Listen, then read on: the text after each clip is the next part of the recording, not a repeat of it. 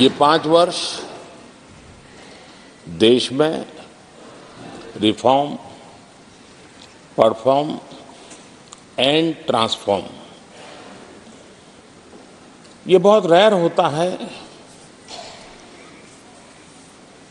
कि रिफॉर्म भी हो, परफॉर्म भी हो और हम ट्रांसफॉर्म होता अपनी आंखों के सामने देख पाते हो, एक नया विश्वास भरता हो। ये अपने आप में 17वीं लोकसभा से आज देश अनुभव कर रहा है और मुझे पक्का विश्वास है कि देश 17वीं लोकसभा को जरूर आशीर्वाद देता रहेगा।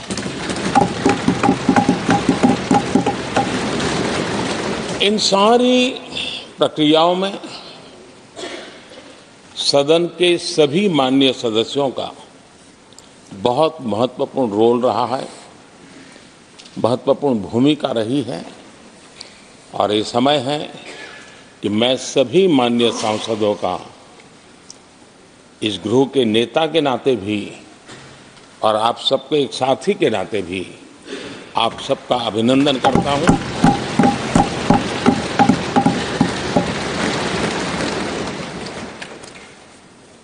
विशेष रूप से आदरणीय अध्यक्ष जी, मैं आपके प्रति भी हृदय से बहुत बहुत आभार व्यक्त करता हूं।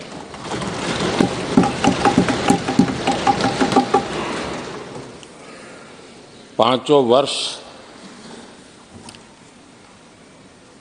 कभी कभी सुमित्रा जी मुक्त हास्य करती थी, लेकिन आप हर पल आपका चेहरा मुस्कान से भरा रहता था। यहाँ कुछ भी हो जाए लेकिन कभी भी उस मुस्कान में कोई कमी नहीं आई।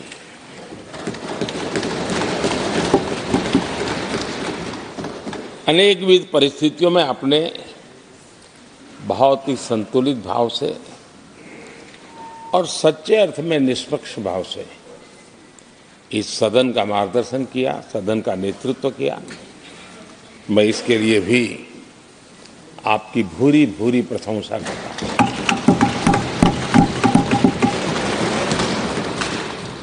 आक्रोश के पल भी आए, आरोप के भी पल आए, लेकिन आपने पूरे धैर्य के साथ इन सभी स्थितियों को संभालते हुए और एक सूझबूझ के साथ आपने सदन को चलाया, हम सबका मार्गदर्शन किया। इसके लिए भी मैं आपका आभारी हूं। आदरणीय सभापति जी, इस 5 वर्ष में इस सदी का सबसे बड़ा संकट पूरी मानव जात ने झेला।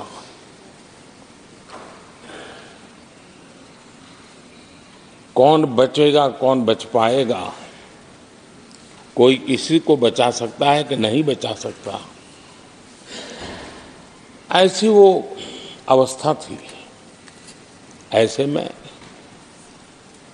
सदन में आना, ये भी अपना घर छोड़ के निकलना, ये भी संकट का काल था।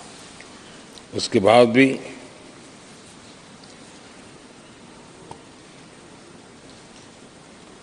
जो भी नई व्यवस्थाएं करनी पड़ी, आपने उसको किया। देश के काम को रुकने नहीं दिया। सदन की गरिमा भी बनी रहे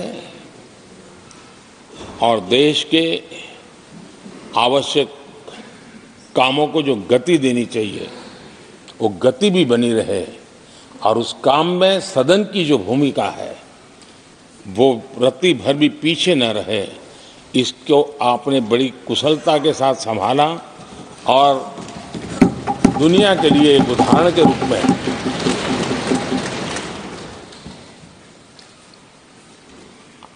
आदरणीय सभापति जी, मैं माननीय सांसदों का भी इस बात के लिए आज एक बार आभार व्यक्त करना चाहता हूं कि उस कालखंड में देश की आवश्यकताओं को देखते हुए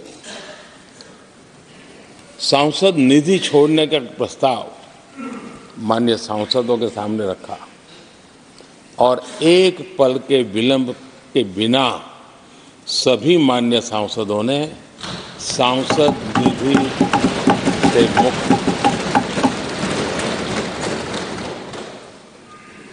इतना ही नहीं, एक देशवासियों को पॉजिटिव मैसेज देने के लिए अपने आचरण से समाज को एक विश्वास देने के लिए सांसदों ने अपनी सैलरी में से 30% कटौती का निर्णय सबने खुद ने किया, ताकि देश को भी विश्वास हुआ कि ये सबसे पहले छोड़ने वाले लोग हैं।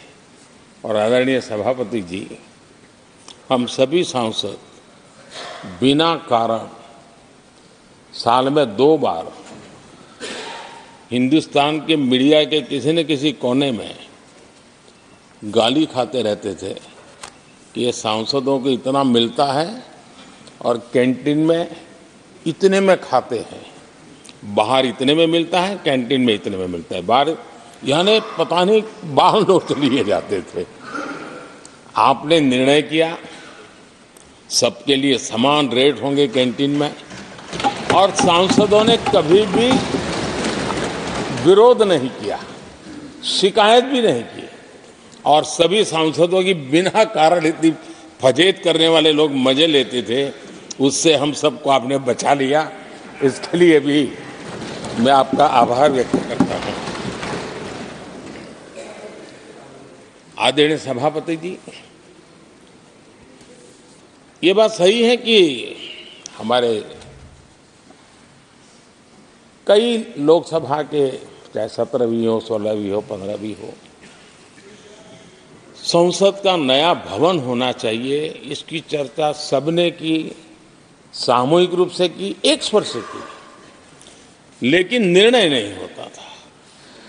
ये आपका नेतृत्व है जिसने निर्णय किया, चीज़ों को आगे बढ़ाया, सरकार के साथ अनेक मीटिंगें की, और उसी का परिणाम है कि आज देश को ये नया संसद भवन प्राप्त हुआ है।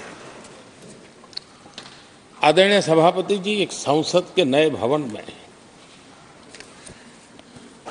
एक विरासत का अंश और जो आजादी की पहली पल थी उसको जीवंत रखने का हमेशा हमेशा हमारे मार्गदर्शक रूप में ये सेंगोल को यहाँ स्थापित करने का काम,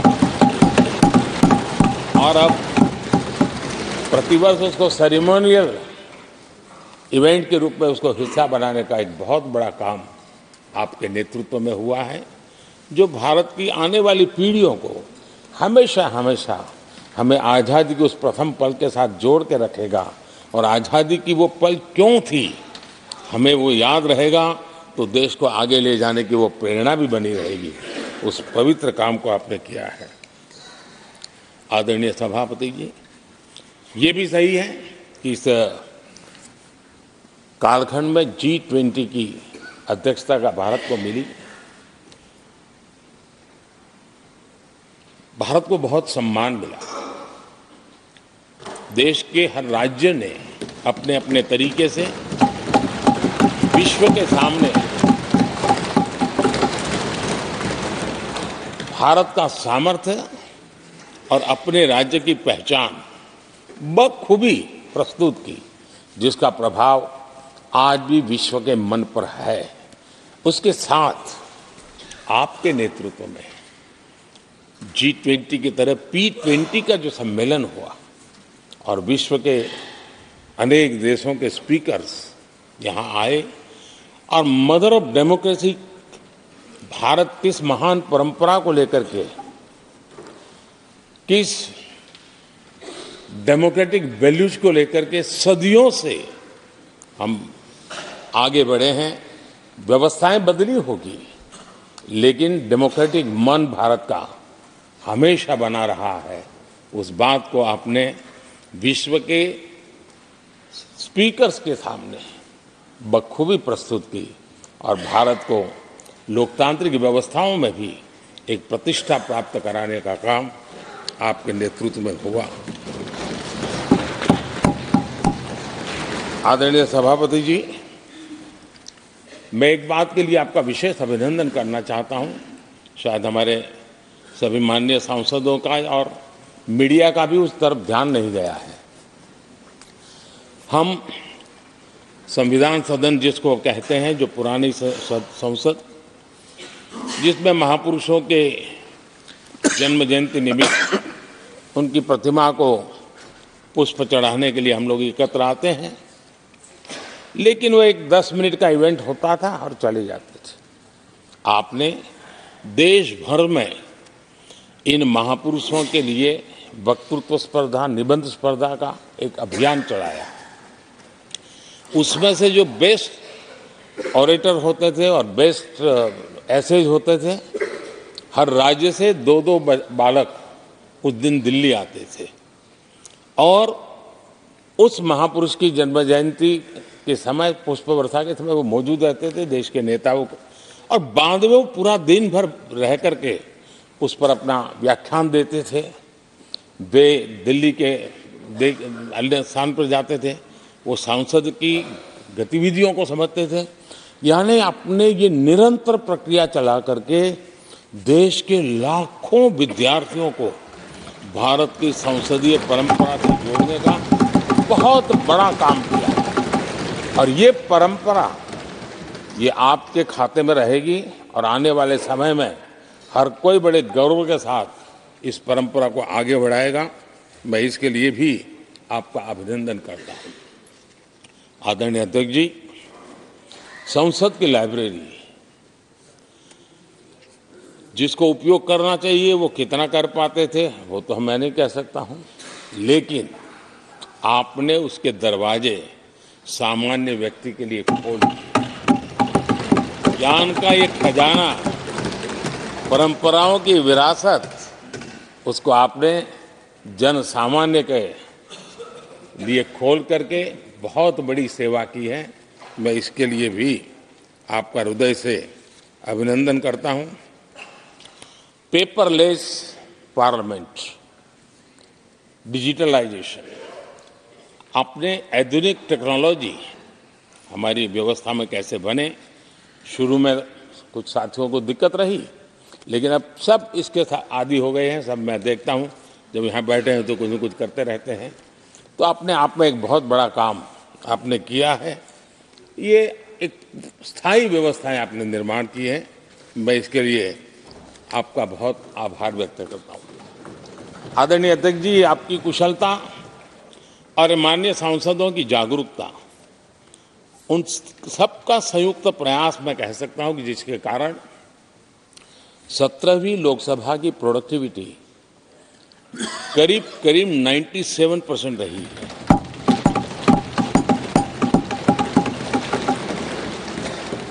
97% प्रोडक्टिविटी अपने आप में प्रसन्नता का विषय है, लेकिन मुझे विश्वास है कि आज जब 17वीं लोकसभा की हम समाप्ति की तरफ बढ़ रहे हैं, तब एक संकल्प लेकर के 18वीं लोकसभा प्रारंभ होगी कि हम हमेशा 100% से ज़्यादा प्रोडक्टिव वाली हमारी कार्यवाही करेंगे और उसमें भी 7 सत्र 100% से भी ज़्यादा प्रोडक्टिविटी वाले रहे। ये भी, और मैंने देखा आपने रात रात बैठ करके भी हर सांसदों के मन की बात को आपने सरकार के ध्यान में लाने का भरपूर प्रयास किया। मैं इन सफलता के लिए सभी माननीय सांसदों का और सभी फ्लोर लीडर्स का भी हृदय से आभार और अभिनंदन व्यक्त करता हूं। पहले सत्र में, 17वीं लोकसभा के पहले सत्र में दोनों सदन ने 30 विधेयक पारित किए थे। ये अपने आप में रिकॉर्ड है।